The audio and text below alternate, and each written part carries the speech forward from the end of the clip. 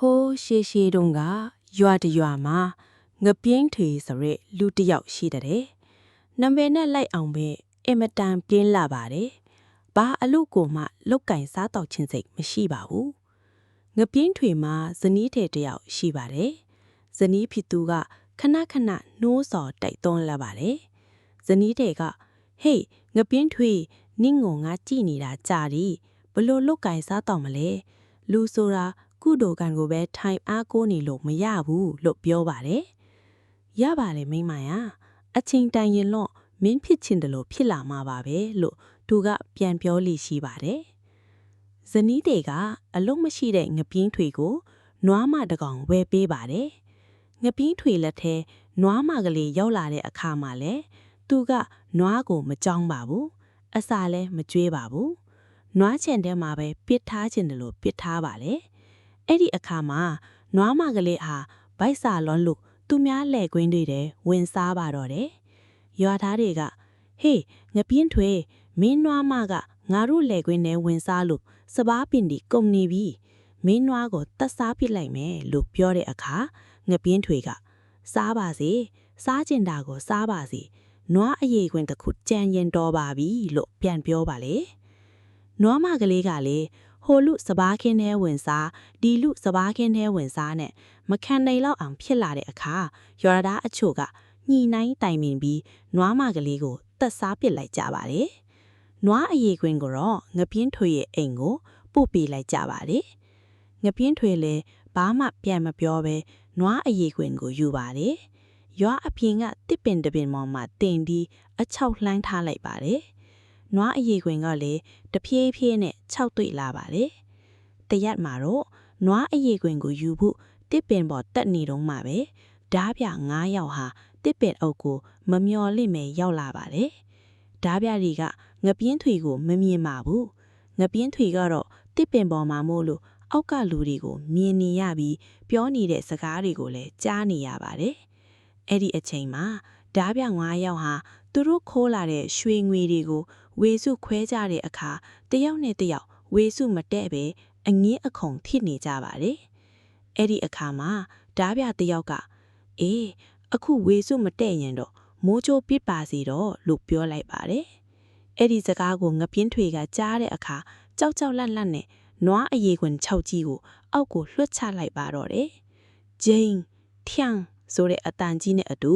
တစ်ပင်အောက်ကဓားပြ9ယောက်ဟာမိုးချိုးပစ်အမတ်နဲ့အကုန်လုံးထွက်ပြေးသွားကြပါတယ်။အဲ့ဒီအခါမှာငပြင်းထွေကတစ်ပင်ပေါ်ကဆင်းပြီးရွှေငွေအားလုံးကိုရလာပါတော့တယ်။ငပြင်းထွေဟာရွာထဲကိုပြန်ဝင်လာပြီးရလာတဲ့ရွှေငွေတွေနဲ့အိမ်ကြီးအိမ်ဟောင်ဆောက်ပါတယ်။အဲ့ဒီအခါမှာရွာသားတွေကငပြင်းထွေတလောက်ရွှေငွေတွေဘဲကရလေလို့စူးစမ်းမေးမြန်းကြပါတယ်။အဲ့ဒီအခါမှာငပြင်းထွေကနွားအရေးခွင်ရောင်းလို့ရတာပါလို့ပြန်ပြောပါတော့တဲ့။ရွာသားအချို့ဟာငပြင်းထွေပြောတာကိုယုံကြည်ပြီးသူတို့ရဲ့နွားတွေကိုတတ်အရေးခွင်ခွာပြီးမြို့ကိုသွားရောင်းကြပါတယ်။ဒါပေမဲ့ဘေသူကမှနွားအရေးခွင်ကိုဝယ်မဲ့သူမရှိသလိုအဖက်တောင်မလုပ်ကြပါဘူး။ငပြင်းထွေငါတို့ကိုလိန်တယ်လို့ဆိုပြီးရွာသားတွေဟာဒေါသထွက်ကငပြင်းထွေကိုတပ်ပစ်ဖို့ဆုံးဖြတ်လိုက်ကြပါတယ်။သူတို့ဟာငပြင်းထွေကိုဖမ်းဆီးပြီးခြံထဲမှာထည့်ထားလိုက်ကြပါတယ်။ရွာနဲ့အလန်းဝေးတဲ့ချောင်းကမ်းမကိုခေါ်သွားပြီးမြစ်သေးကိုပစ်ချဖို့အတွက်ငပြင်းထွေကိုခြံထဲမှာချီနှောင်ထားလိုက်တာပါ။အဲ့ဒီနောက်ရွာသားတွေဟာမြစ်သေးကိုမျောချဖို့အတွက်လွှဲသွားယူကြပါတယ်။ငပြင်းထွေကတော့ခြံထဲမှာကြံရစ်ပြီးသူ့ရဲ့ကံကြမ္မာကိုစောင့်မျှော်နေရပါတယ်။အဲ့ဒီအချိန်မှာကျွဲချောင်းသားလေးတစ်ယောက်ဟာကျွဲအုပ်နဲ့အတူချောင်းသားကိုရောက်လာပါတယ်။ငပြင်းထွေဟာကျွဲချောင်းသားလေးကိုမြင်တဲ့အခါ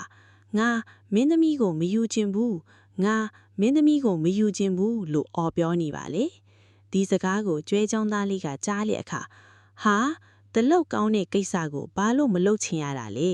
မင်းမလုပ်ချင်ရင်ငါလုပ်မယ်လို့ပြောပါတယ်။အဲ့ဒီနောက်ကျွဲချောင်းသားလေးဟာငပြင်းထွေကိုခြံထဲကနေလွှတ်ပေးပြီးသူကိုယ်တိုင်ခြံထဲကိုဝင်နေလိုက်ပါတယ်။ငပြင်းထွေကတော့ကျွဲချောင်းသားလေးရဲ့နေတာမှာအစားဝင်ပြီးကျွဲအုပ်ကိုယူကာထွက်ပြေးသွားပါတော့တယ်။ရွာသားလေးပြန်ရောက်တဲ့အခါခြံထဲမှာရှိတဲ့သူဟာငပြင်းထွေမဲလို့ထင်ပြီးမြစ်ထွေးကိုပစ်ချလိုက်ကြပါတယ်။ အချိန်အနှင်းငယ်ကြားတဲ့အခါမှာငပြင်းထွေဟာကျွဲအုပ်ကြီးနဲ့အတူရွာသေးကိုပြန်ရောက်လာပါတယ်။ရွာသားတွေဟာငပြင်းထွေတေသွားပြီလို့ထင်ထားရကနေအခုလိုကျွဲအုပ်ကြီးနဲ့ပြန်ပေါ်လာတာကိုမြင်တော့အံ့ဩသွားကြပါတယ်။ငပြင်းထွေကရွာသားတွေကိုပြန်ပြောပြတာကတော့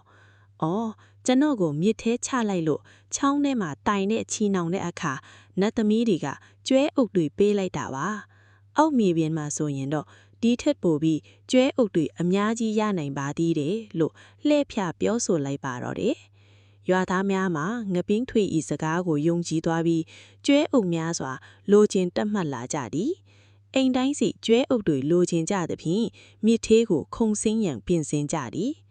အိမ်တောင်ရှင်အမျိုးသမီးတိုင်းမြစ်သေးကိုခုံစင်းသွားကြတာဇနီးထေတွေကမြစ်ကမ်းပါးမှနှိ၍တိုင်တွေဆောက်ပြီးကြည့်ရှုစောင့်စားနေကြသည်။မြစ်သေးကိုခုံစင်းသွားကြသူများမှာပြန်မပေါ်လာတော့ပဲတယောက်ပြီးတယောက်ရေထဲမှာနှစ်မြုပ်ကအားလုံးတေဆုံးကုန်ကြသည်။လင်ယောက်ျားတွေတေဆုံးသွားတဲ့ဖြင့်ဇနီးတဲ့တွေမှာမုတ်ဆိုးမာတွေဖက်ကုန်ကြသည်။တရွာလုံးရှိမုတ်ဆိုးမာတွေမှာမိခိုအားထားစရာမရှိတော့တဲ့ဖြင့်ငပြင်းထွေကိုသာအားကိုးလာကြရသည်။ငပြင်းထွေဒီလေတရွာလုံးရှိမုတ်ဆိုးမာတွေကိုသိမ့်ပိုက်ကလက်ထပ်လိုက်လေသည်။